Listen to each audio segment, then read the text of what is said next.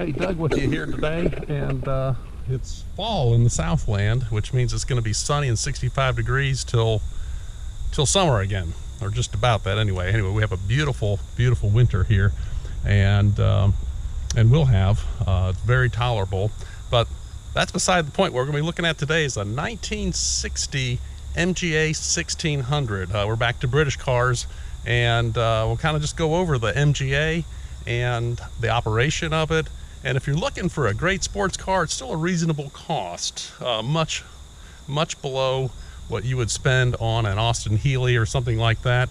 An MGA is a very good investment and a fun car. So I'm going to show you all about an MGA and give you a little bit of history of it and the different types of MGAs over the years and why a 1600 is important, and also a Mark II, which is the 1622. Anyway, let's take a look at the 1960 MGA. So what we've got here is a steel wheel. You could get these in steel wheels or in wire wheels, and I'm running it without the hubcaps. It's got little chrome hubcaps on it, but I think it looks a little more sporty without them. I just put new tires on it, a little bit wider, modern touring tire, and I didn't put the hubcaps back on it, and I thought it looked pretty good without them. But people say that the steel wheels give you better handling and certainly much more safe than a wire wheel.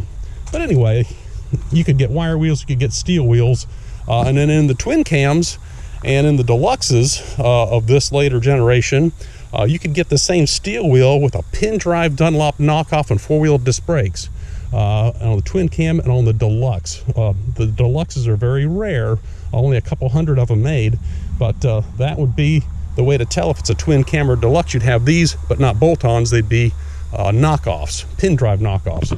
But anyway, as you can see, this is a 1600. It has the call out right here, which tells you it's a 1600, not a 1500, which would be the earlier ones.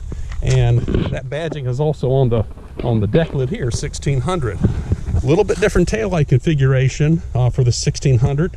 And then for the last year or two, when they went to the Mark II, the taillights went horizontally. This fender was completely clean. Also on a 1600, one of the greatest advantages of a 1600 is you got a disc brake in here, a disc brake. The drums are gone. So this is a disc brake car, 1600 motor. So that's the upgrade here as they were in the last years of MGA production. And as you know, I believe in 63, they went to the MGB. Anyway, this is a 1600 four-cylinder twin SU carbed motor, and it's all stock. Got the Smith's heater in here. I actually don't have it hooked up right now. I never did hook it back up when we were doing an underhood restoration, and you really don't need it. And I plan to hook it up at some point. Also on the disc brake car, another telltale sign is the master cylinder. You see this taller cap right here. You've got a bigger fluid reservoir for the disc brake cars than if it was a drum brake. If it was a drum brake, the cap would be down here. It wouldn't have this extension for the extra fluid.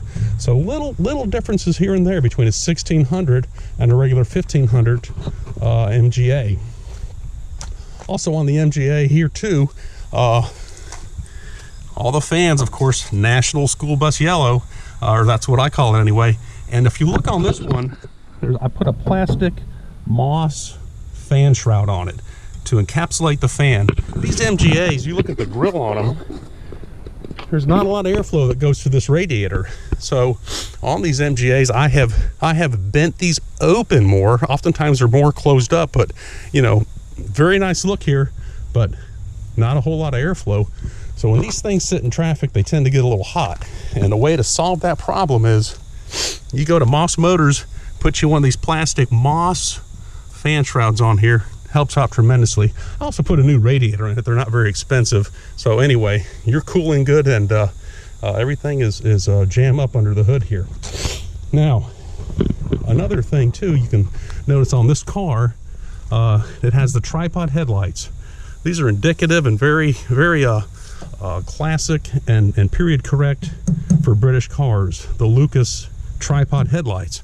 Now these are not the Lucas PL tripod headlights that have the actual bulb in them, but they're an H4 halogen Lucas tripod PL headlight reproduction. So you have the same tripod look, but you got an H4 halogen bulb in there. It really lights up the highway nicely. So anyway, dual side mount mirrors, a little of this, a little of that. Got your wind wings, your tops back here. These pins right here are for the tonneau. This is where your back top bar fits in here for the back window and the back area of the top. This is for the tonneau. Tonneau comes all the way up here, has a zipper in the middle, and I've got that stored back here. Also, and this is interesting, the old multi-mile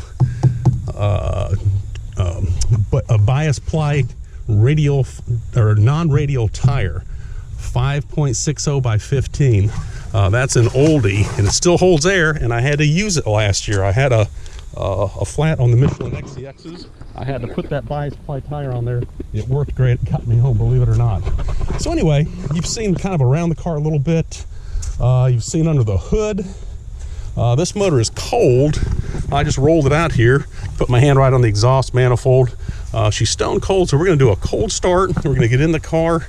We're going to get it running, get it prepped, and in the next video, we'll take it for a ride. So let's take a look at the operation of an MGA 1600.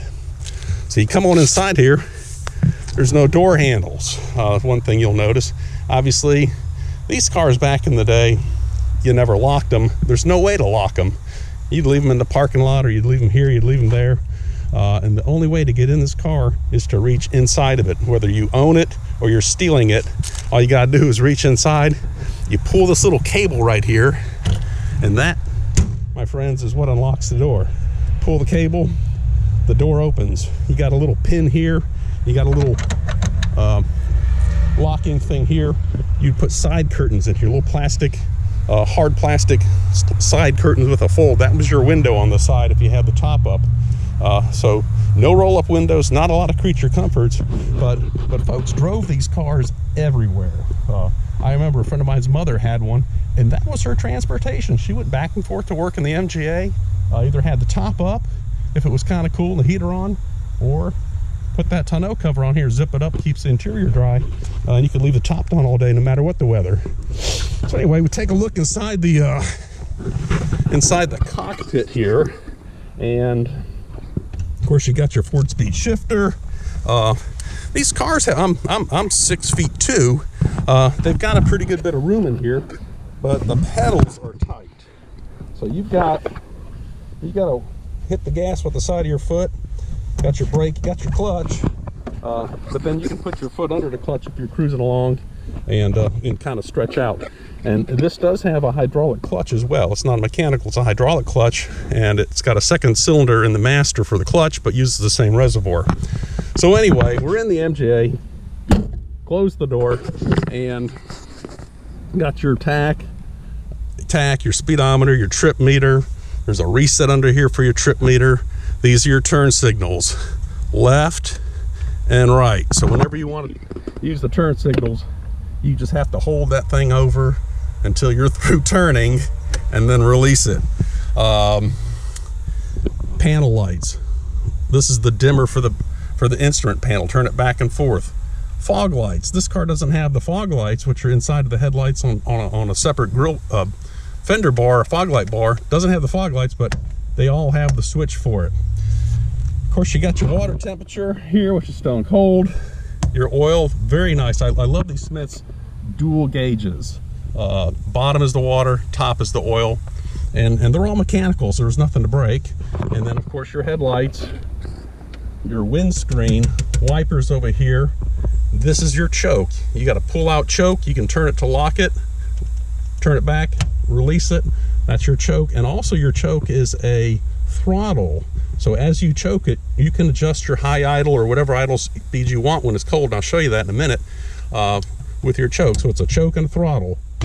That's your horn right there. Radio delete. If this car had a radio, it would be right here. This would be your speaker, and here's your rear view mirror. This over here only comes on with the headlights, and this is a map light.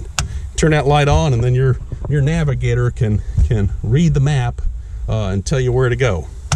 So map light, and of course your lock-ins over here for your side curtains for the opposite window. B is for blower. You pull that out, your blower runs. hot and cold, defogger, heat, all that kind of stuff right here. So that's basically the cockpit of an MGA. You do have a high beam indicator right here, and you also have an ignition light. So if you're not charging, if the generator doesn't have an alternator, this is the generator, if it's not charging, that ignition light will come on red. Banjo steering wheel. You get a little bit of flex in that. There's a little bit of protection, I guess, from this banjo wheel. It's not as hard. And of course your ignition key right here. You look at this ignition key. This is the original key. It says MG on it. It's a brass key. And when you turn this on, it has an electric fuel pump. We'll get it in there the right way. You probably won't be able to hear it. 3 clicks.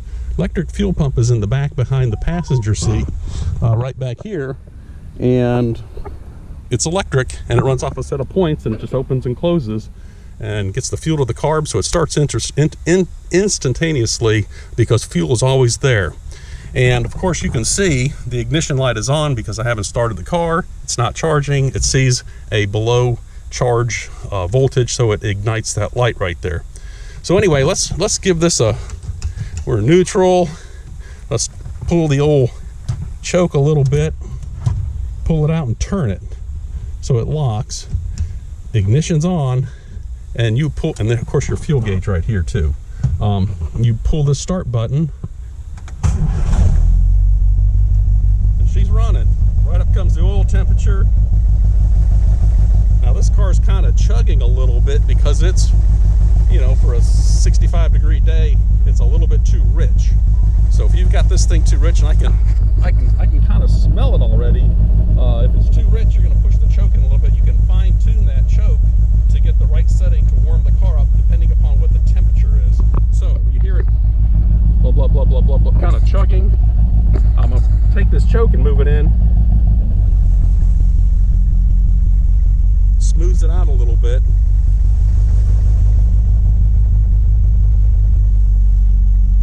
There you go. Now you hear how that's running? Smooth as can be, 1500 RPMs. That's a really good warm-up temperature. And you don't have to let the car warm up completely. What I'll do is I'll leave the choke out partially, head on down the road, and as I'm going, I'll watch my temperature gauge. Once it starts coming up about 130, I'll release that choke and drop it off. But what you don't want to do, you don't want to drive around with this choke all the way out and just chugging black smoke, and that'll wash down your rings and foul your plugs, and it's never a good thing to have too much fuel going into the motor. These dual SUs can really put a lot of fuel in the motor when you've got them choked. And we'll go back and take a look under the hood with the run, so you can just kind of get a little idea of what it looks like under the hood running. Now, we're starting as we get up the temperature a little bit. You see we're approaching 120. Now my foot's off the gas, but you see how we're up a little above 1500, so you can keep backing off on the choke and throttle, turn it to lock it again. Now I'm down at about 1300 RPM, almost up to 120 degrees now. So let's go take a look under the hood and see what she looks like running. So you can see the old National School Bus yellow fan spinning around there. It's putting out a really good breeze.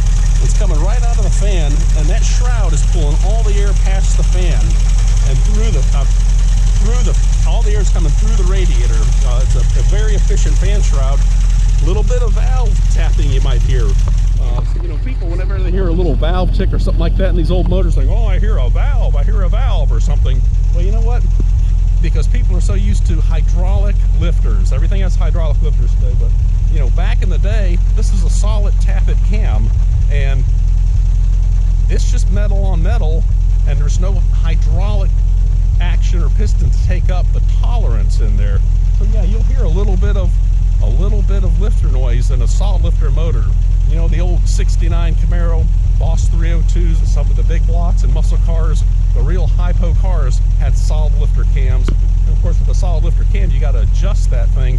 Oh, every 1,500 miles or 3,000 miles, as much as you change oil, you got to adjust all the valves. Hydraulic lifters solve that problem, but they all make a they make a rattling noise because there's nothing to take up the tappet tolerance. So anyway, you hear the mechanical lifters. Maybe I said that wrong. This car has mechanical lifters, mechanical cam versus hydraulic. But anyway,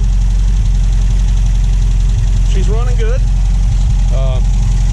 Again, twin carbs. Another neat thing is you've got this cold air, kind of cold air induction going right here. So from the radiator, there's a duct that comes through here, and it blows cold air across the intakes of these carburetors to give it a denser, colder charge, make it more efficient. So anyway, she's running. Let me try to close the hood here. I'm kind of a one-man show. If you'll bear with me. Do that. Drop that hood down, and all you gotta do is press that baby right there. She's closed. We'll close the boot.